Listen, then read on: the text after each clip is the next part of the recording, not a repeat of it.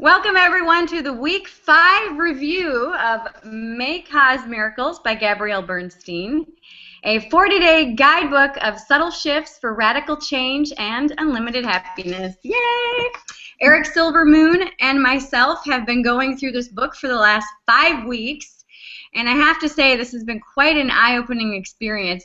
And as always, we will start with Erick and his experience from this past week's experiment. Good morning. Good morning. This past week, I'm actually kind of shocked at how quickly these weeks have been going by. It's been crazy. It's already week 5. Finances, when it comes to money, it's always one of those kind of iffy questions. Especially in the spiritual community, because it's always one of those things where people don't want, it's like taboo for some reason. I don't understand it. But for me, it hasn't been too much of an issue when it comes to having money. I've been working and I'm really good at saving money, but it's on these splurges that I tend to kind of need some help with. But over the last couple of years with my fiance, this year in July will be a 9-year anniversary, and so we have accumulated a lot of stuff. So it's almost at this point, it's kind of like now I'm just riding that nice little surf, or just kind of the wave, if you want. But one of the things that we've accumulated over the 9 years is a lot of bills and debt. So that's where it starts to kind of feel that little tightness when the bills start coming in. And so then those are the fears that come in. For him mostly. For me, I'm kind of very zen and relaxed about my bills. I have them all in categories in order, and he's the one that kind of stresses me out. But we have this whiteboard calendar on the fridge that you get to write on it, and on the top, I've had this for the last 3 years. It's an affirmation. I know you can't read it, so I'll read it to you. It says, "I pay my bills with love, as I know abundance flows freely through me." And that's good. Yeah, I liked it. It was on this little Etsy shop. There's just this bowl, and you just pick your hand one, and that's the one I got. And so I kept it, and I was just, that's awesome. And so one of the things that I've been working on, so this week it talks about, how to see your financial fears and how to deal with them and how to talk your way out of them and seeing them more in a grateful mindset. And what's helped me was kind of remind myself that these are luxuries. I changed the word bills to my luxuries, because they're my light bill. Those are things that I'm very grateful. And so I've been trying to hint to my fiance Erick of just whenever we're writing a bill, just be like, I'm grateful for this moment that I have the money to pay for this. Yeah. And his mind changed. So for me, I feel like this week wasn't really about me, it was for him. Because his idea of it was just I hate writing bills, and he'll rip the check. It's I messed up, and now it's kind of I talked to him, just kind of be okay with that. We have the money to pay this bill, and then it is what it is. They're luxuries, and for me that was one of those at least big aha moments, just changing that. I think for him was more of just let it go. This is what we wanted. If we didn't want to pay for this, then we'll just start taking things out of our life. But it was definitely one of those grateful moments where we just started turning things around. I don't know if that's how it was for you.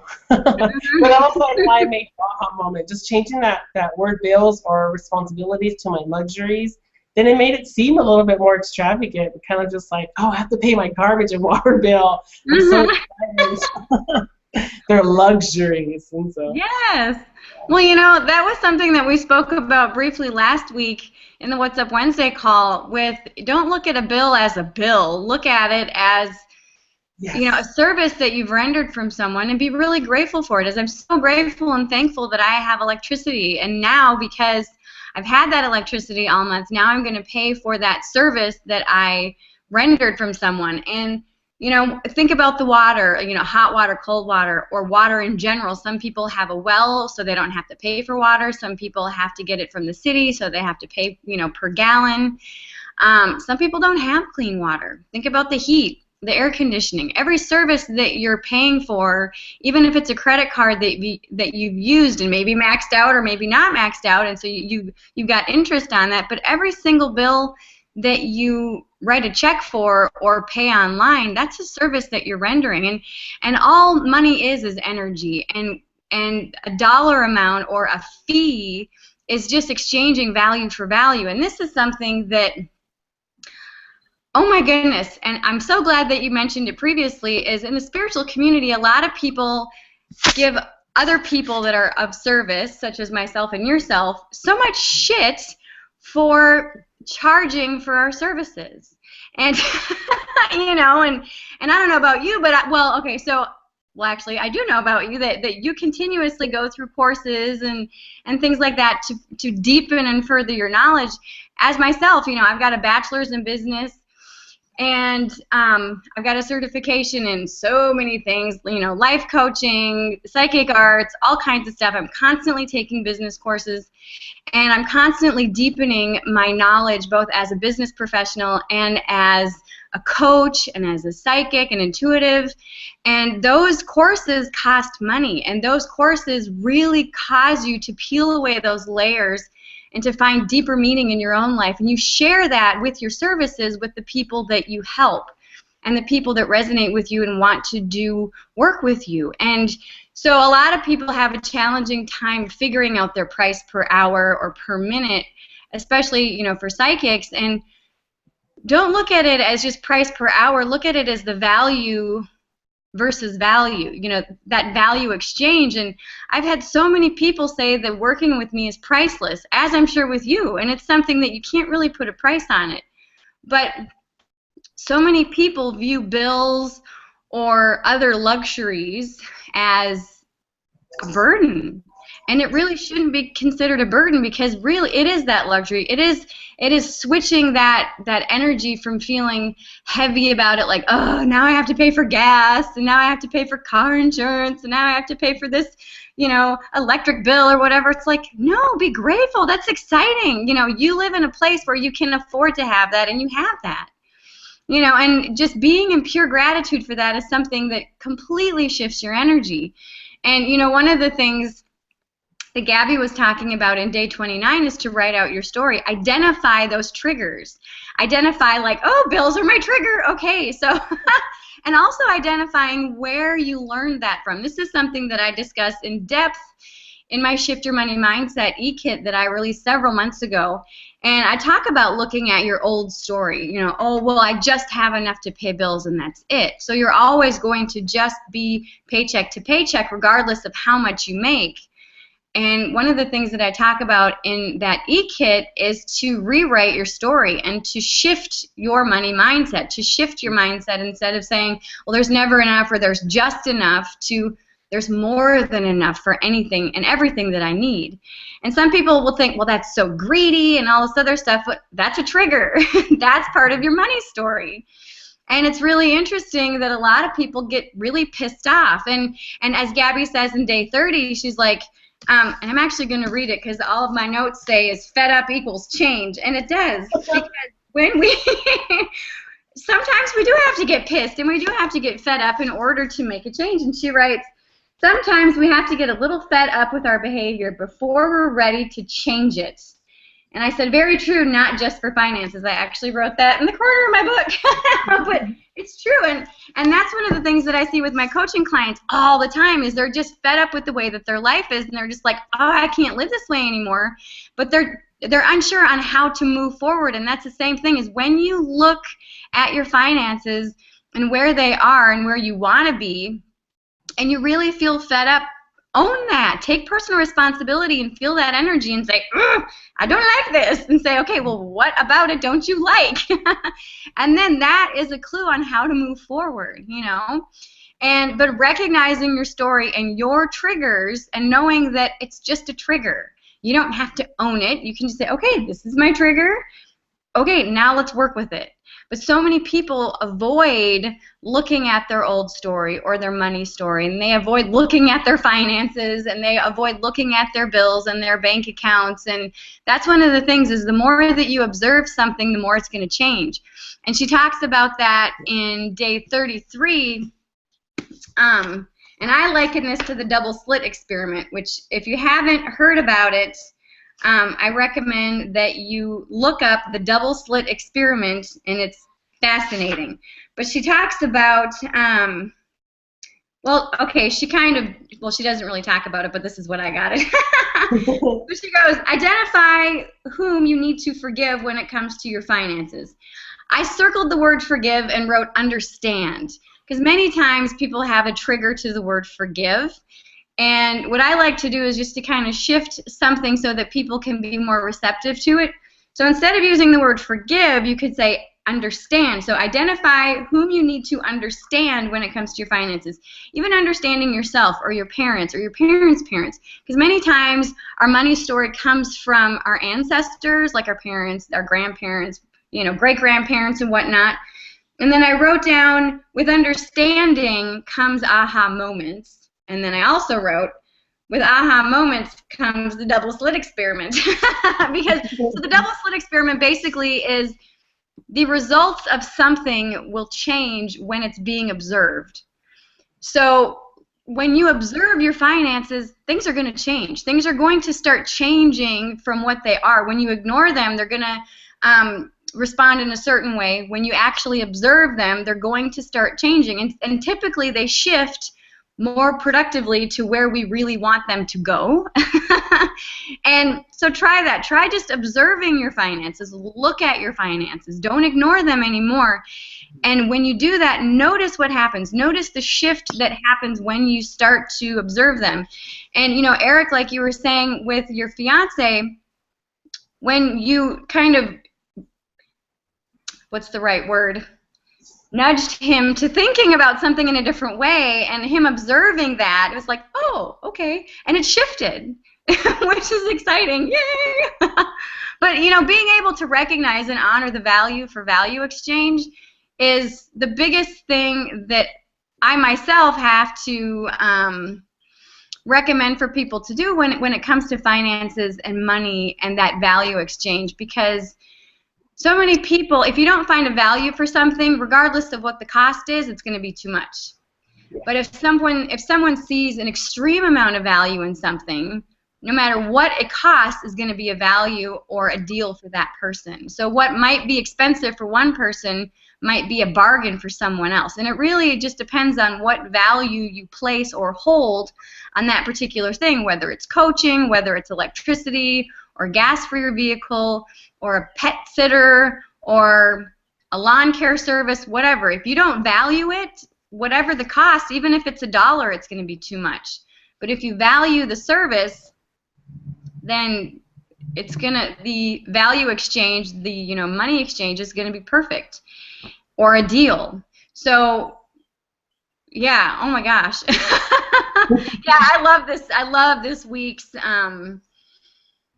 lessons, and this is something that, again, from last week, shows me that all the work that I've been doing around on my finances and money have really paid off, because years ago, oh my goodness, this book would have sent so many triggers through me.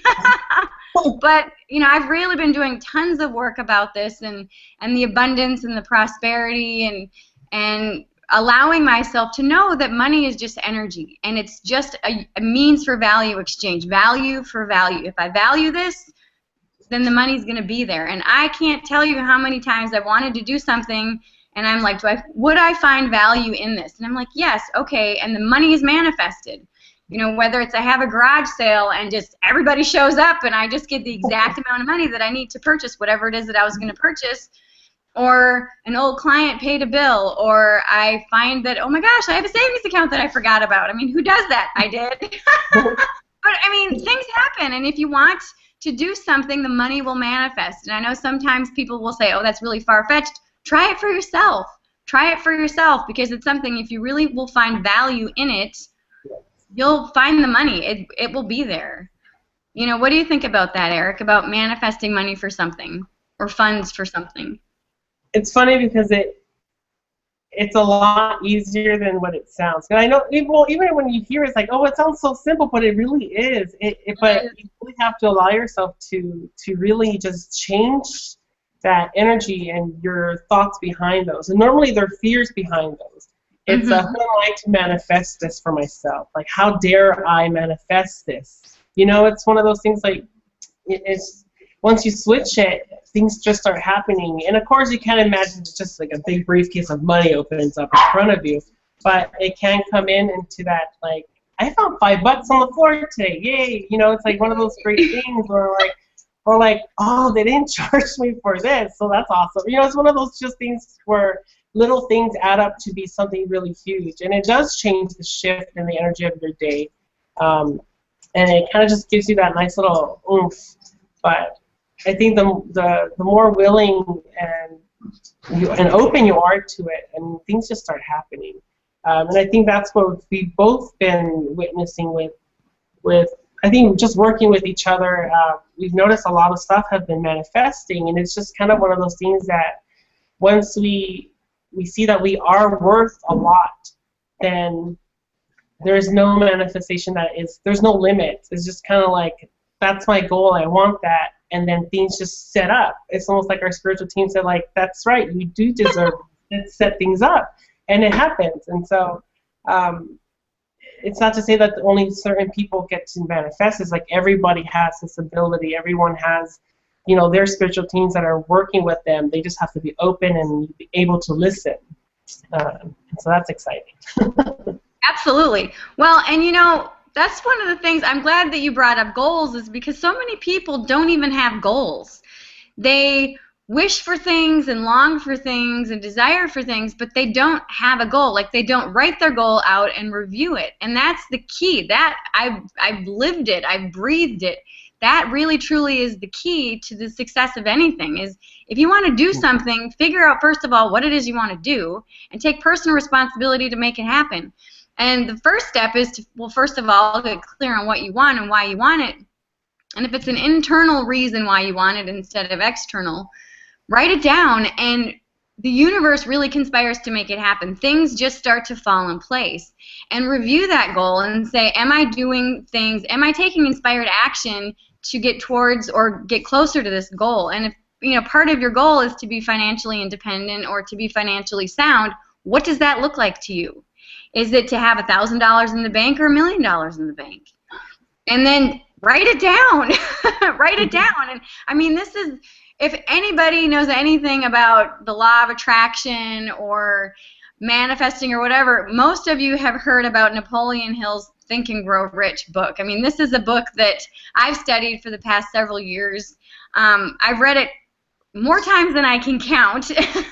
And that really is the key to manifesting anything, is allow yourself, and it's not just about growing rich. Rich is not just about the money, it's about the richness of your life. It's about the fulfillment and the purpose that your life holds. And for me, that richness is being happy and being fulfilled. And measures of success are different for everybody. And, you know, for someone it might be to have $1 million in the bank. For someone else it might be to have a 3-day weekend every weekend. That's one of my goals, is to have that 3-day weekend, you know, and to stop working on Fridays and have Friday, Saturday, Sunday as my weekend. That is one of my measures of success, is time off and time with my family. But first and foremost, I had to realize that was one of my goals and that was one of my desires. But anyway, in, you know, Think and Grow Rich, in the book he talks about how to manifest your desires and goals and how to make it happen. And it's not just about growing rich with money, it's about growing rich with that fulfillment and that purpose and that tangibility of happiness. I mean, happiness is very tangible if it's filled with that purpose and if it's filled with those things that mean so much to you. And so many times people equate their happiness with the amount of money that they have. And, well, when I get this job, then I'm going to be happier. When I get this raise, then I'm going to be happy. And so many people attach their finances with the quality of their life. And I've been on food stamps before. I've been on what was called Sooner Care, which was in Oklahoma, this kind of program for families that didn't have a whole lot of money. And because at the time I was a single mom and wasn't making very much at work, but I was so grateful and thankful for that assistance, because I knew it was just going to be for a time, and I knew that when I could afford to pay that back to society, I would, and I did, and I have, and I continue to do that. But during that time, even though I didn't have a lot of money, what I did was we went on picnics all the time. I packed a lunch and we went on picnics, hikes. We went and played softball. We went and did so many things, and so my life didn't feel like I was struggling financially. It felt so rich and complete because I chose to make that a priority. So if you're waiting to live your life until you have X number of dollars in the bank, please stop. Please stop. Know that it's about figuring out your goal and writing it down and making it happen. And so thank you so much, Eric, for bringing that up, because really when you write down a goal, when you get very specific about what you truly want, the universe really does conspire to make it happen. It really, truly does. And it is so much easier than it sounds. It really is. But getting very clear about what you want and why you want it is the key. It really, truly is the key. So if you're having a challenging time trying to figure out what it is that you want, just kind of sit with it and just say, am I happy? What does happiness look like to me? What does fulfillment look like? What do I feel like my purpose is in this life? And a lot of the times I see people getting jealous and lashing out at others because they see others succeed. Well, what appears to be success to someone else might not be success to that person that is appearing to be successful. Does that make sense, Eric? Yes. Okay. Good, because sometimes,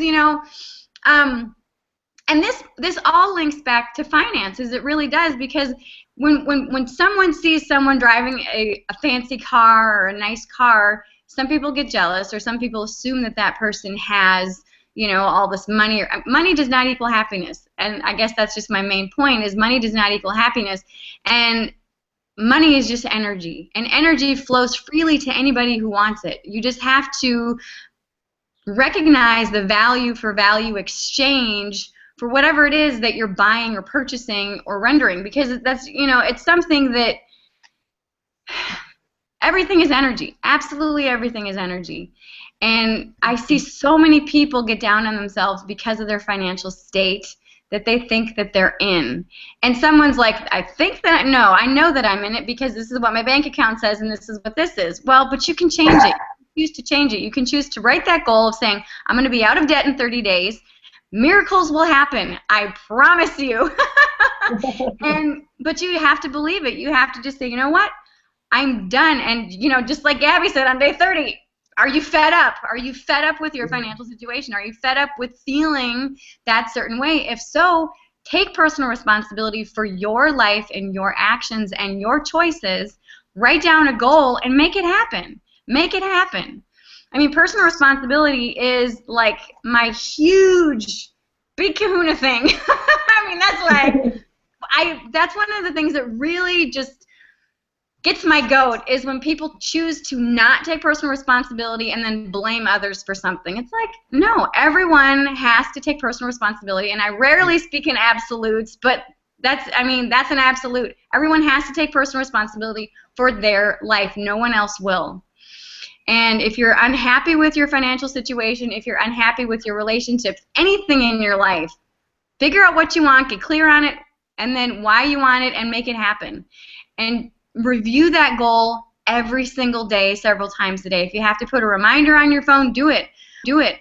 But allow yourself to recognize, are you fed up with this? And if you are, then yay! That's the perfect time for you to say, okay, because that helps you get really super clear in whatever it is that you want to do. And okay, so let's just say, okay, for me, I hate having a dirty kitchen. Oh my goodness, that I freak. I'm like, whoa, if you're gonna make something in the kitchen, make it, but clean up after yourself. And I freak. I mean, like, that's totally a trigger of mine, because to me, if the kitchen's clean, the house is clean. I don't care if everything is chaos, but if the kitchen's clean, the house is clean. And that's one of the things but anyway, so that's one of the things that makes me fed up in sort of like the mundane stuff is, but figure out, and so the reason why is because to me, the kitchen is the heart of the home, because that's where you have your nutrients, and that's where you cook your food and everything like that. So to me, that needs to be in order. That needs to be clean and kept up and tidy and dishes put away and whatnot. And I truly believe our outward state reflects our inward state. And so if something in your life, even especially your finances, is in chaos, look at what's going on internally, what's chaotic internally, and figure out, why is this way? Why? And really just sit and write down how you feel, why you feel this way, and it really helps you to get clear on so many other things in your life. Not just your finances, but so many other things. So I guess that's my take for this week. I know I was kind of all over the place, but so many people, well, finances influence pretty much everything else in your life. If your finances aren't going well, usually that affects your work, your intimate relationship, your relationship with your family, your peers, your social group, your coworkers, everything. It influences how you feel about yourself, your self-worth, your self-esteem, and your self-talk. And so if you allow yourself to really get clear and get your finances in order, oh my gosh, it's really like a breath of fresh air for the rest of your life. What do you think about that, Eric? Well, I like what you said right now about the relationships, because one of the things you have to work on also is a relationship with money. If we have that very needy relationship, then we're going to depend on it, and that's very toxic. But we have that very just like, I know my worth, I know your worth kind of thing, that you don't take advantage of it. Right. And that's one of the biggest things that we don't work on is our relationship with money. It's either it's in our life or it isn't, but it doesn't have to be like that. And right. So, I mean, those are one of the things. And then to go back to the the spiritual business or investment. I mean, everything I believe we do is a sort of investment in our higher greatness and our happiness, and we invest our time or money or whatever into people and other things, and if it doesn't pay off, we can't beat ourselves. So it's just like, you know what, I invested my time and my happiness on something, it didn't pay off, on to the next. And I think it kind of just doesn't make it such a big deal, because I'm sure you've paid for some classes and you're just like, what, $200 for this? I already knew this. It's just one of those things. But instead of being very worked up, you're just kind of, well, I invested in it, and hopefully I'll take some value, and maybe it'll hit me later, and I'll move on to the next thing. But it's just, I don't know, it's just one of those things. Awesome. Well, okay, so next week will be our last week. We're going to be reviewing week 6, which is Working Miracles. And we're also going to be, so there's basically 2 chapters. There's Working Miracles, and then the last chapter after that is the conclusion, which is Living a Miraculous Life. So next week we're going to be talking about our experience with week 6 of the May Cause Miracles book by Gabrielle Bernstein. And we're also going to be talking about the conclusion chapter as well. So I hope you will all join us next week on June 23rd. My calendar's over there.